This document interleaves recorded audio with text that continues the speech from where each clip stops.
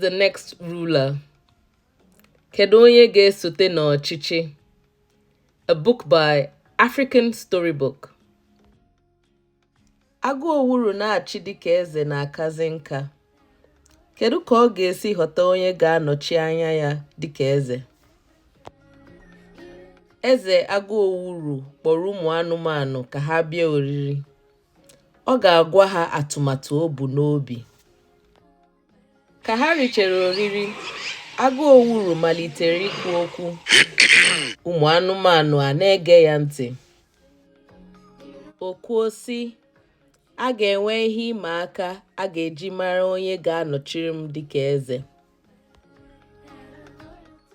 Onye ga-agụ ruo 10 tutu ube adaa bụ ya ga-abụ eze. Enyi chụpụrụ onye ọbụla n'akụkụ kwuo sị, abụ m onye kasị ukwuu, m kwesịrị ịbụ eze. Enyi gụtara naanị ihe ruru 4, ube adaa. Ezi ọhịa chụpụrụ onye ọbụla kwuo sị, abụ m onye kachasị ike, m kwesịrị ịbụ eze. Ezi ọhịa gụtara ihe ruru 6 tutu ube daa, ọ pụọ. Ụmụ anụmanụ niile kwuo sị, nnukwu ehi na ezi ọhịa dara, onye nwere ike imeri?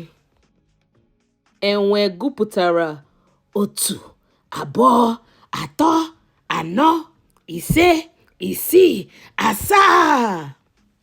Ọ bewe akwa. Eze agụ owuru si ya, enwe, naanị otu ohere ka anyị ga-eweta. Enwe wee pụọ. Ụfọdụ ụmụ anụmanụ malitere ịpụ. Mgbe ahụ, obere ele kwuru, ka m waa. Eze agụ owuru tie mkpu sị, yee ele ohere ka ọ nwaa.